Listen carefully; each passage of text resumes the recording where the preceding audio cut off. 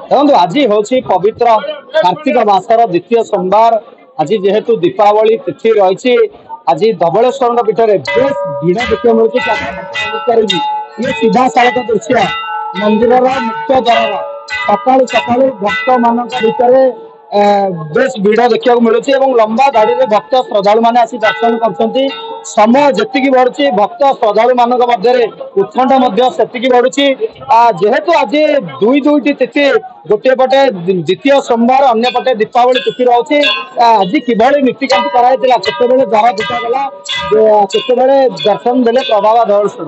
जय बाबा धवलेश्वर पूजक श्री कीर्तिकंठ पत्री। आज हूँ आलोकर पर्व शुभ दीपावली एवं धर्म मास कार्तिक मासर द्वितीय सोमवार निश्चिंत धवलेश्वर पीठ चलचंचल कहीं कार्तिक मास धवलेश्वर महाप्रभु प्रिय मास। आज बाबा प्रति 4 घटिका समय द्वार फिटा नीति आरंभ होता मंगल आरती कर बाबा 108 गरारे सुभाषित जल बाबा को स्नान कर स्नान पर बाबा धर्ममास होकर मंगल आरती जो मंगला भोग खेचड़ी भोग बाल्य भोग वितरण बाबा को भोग लगी कर जो श्रद्धा भक्त मैंने धारी ठिया होते दर्शन निमंते दर्शन करते मध्याह्न बाबा अन्न डालमा खीरी खेचड़ी भाग लगी कर पूर्ण संध्यार संध्या अच्छी बाबा से जो प्रिय बेश हूँ बड़ सिंहार बेश फूल बाबा को दर्शन देवे जे कि बाबा समग्र भारत ओडिशा वर्ष को दर्शन देवे। बाबा जो प्रिय मास धर्म मास कार्तिक मास कहीं दिन से कला धड़ा हो मुख्य पर्व हूँ बड़ ओषा। आसंता नवेम्बर मास 3 तारिख दिन जे कि बड़ ओषा पर्व पीठ में पालन कर जो श्रद्धा भक्त मैंने से दिन आसी विश्व प्रसिद्ध गजमंडा बसवाई रात्र उजागर से भोग को नहीं था निश्चिंत से डाकिले एकला ठाकुर कला अंडीला बच्चू धड़ होकर नामकरण धवलेश्वर जी जहाँ बाबा धवलेश्वर बाबा धवलेश्वर समस्त को वर प्रदान कर जय धवलेश्वर। जो भाई नीतिकांति रहता मुझे कैमेरा पर्सन देखी जिते बेले पवित्र पीठ में लंबा बैरिकेड दे भक्त मान दर्शन कर समय जी बढ़ुची आसन सीधा सड़क जा मंदिर बेढ़ा भीतर को जा बाबा दर्शन करवा जेहेतु आज द्वितीय सोमवार मुख्य द्वार दे श्रद्धा भक्त मैंने दर्शन कर लंबा धाड़ी में क्यों भाव में जेहेतु भक्त श्रद्धा मैंने किभली शांति श्रृंखलार सहित दर्शन करेंगे से नहीं बैरिकेड व्यवस्था कर ये हूँ गर्भगृह दृश्य जी समय बढ़ुची भक्त श्रद्धा मान भितर उत्कंठा बढ़ुची लंबा धाड़ी में मुझे कैमेरा पर्सन देखते क्यों भाव में पुलिस प्रशासन भक्त श्रद्धा मान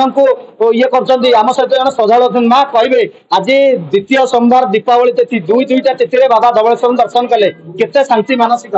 नहीं एक्चुअली एटा फेस्टिव सीजन चली कार्तिक मासरे धवलेश्वर को दर्शन तो बहुत भाग्यर कथा तो मते भी बहुत खुशी लगुच मते टिके शांति लगुच तो भल लगुच तो ठीक अच्छे गोटे कथा ओडिया घर बड़ पर्व बड़ ओषा ये पवित्र ओडिशार एकमात्र पीठ धवलेश्वर पीठ में बड़ ओषा पालन कराए जो मैंने व्रत रखी था आज सोमवार दर्शन कले केते मानसिक शांति नहीं सतरे ठाकुर को दर्शन कले तो शांति ही आसे तो आज गोटे भल दिन भल पर्व तो सेटा भाग्यर कथा एक्चुअली डोरी न लगे कौटी जाई पारिबानी केते सुंदर दर्शन बहुत बढ़िया दर्शन लगे निश्चित भाव आम सहित अच्छा जड़े भक्त श्रद्धा अच्छा कौन कहे आज भक्त जी समय बढ़ुची भक्त मान भर उत्कंठा बढ़ुची कैमेरा पर्सन अनुरोध करी पूरा लंबा धाड़ी दृश्य देखे सीधा सड़क जो गर्भगृह बाबा दर्शन कराइबे समय बढ़िया क्रमे क्रमे धीरे धीरे भक्त श्रद्धालु मान भर उत्कंठा बढ़ुची जेहेतु शांति श्रृंखलार सहित दर्शन हम चारिआडे प्रशासन पक्षर सीसीटीवी लग जाए किभली शांति श्रृंखलार सहित भक्त मैंने दर्शन करेंगे से नहीं व्यवस्था कर लंबा धाड़ी में भक्त श्रद्धालु मैंने आसी दर्शन कर कौन कहे आपते विश्वास रखती बाबा धवलेश्वर धवलेश्वर बाबा तो विश्वास बहुत अच्छी विगत छोट बलू जन्म दिन ठाकुर दर्शन करने हाँ कौन कहे डाकिले हो करवा कला बलद को दिन धड़ा करते भक्तर कथा केते शांति लगे बहुत शांति लगे बहुत शांति लगे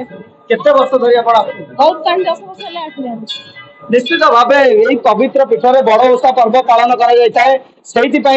ओडिशार विभिन्न प्रांतर हजार हजार भक्त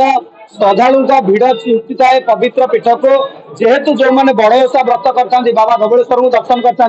आम सहित आउ जड़े श्रद्धालु अच्छा आज्ञा कौन कहे दिने कला बलद को धड़ा करते भक्तर ठाकुर बाबा धवलेश्वर आपण दर्शन कले केते शांति केते वर्ष धरी बाबा धवलेश्वर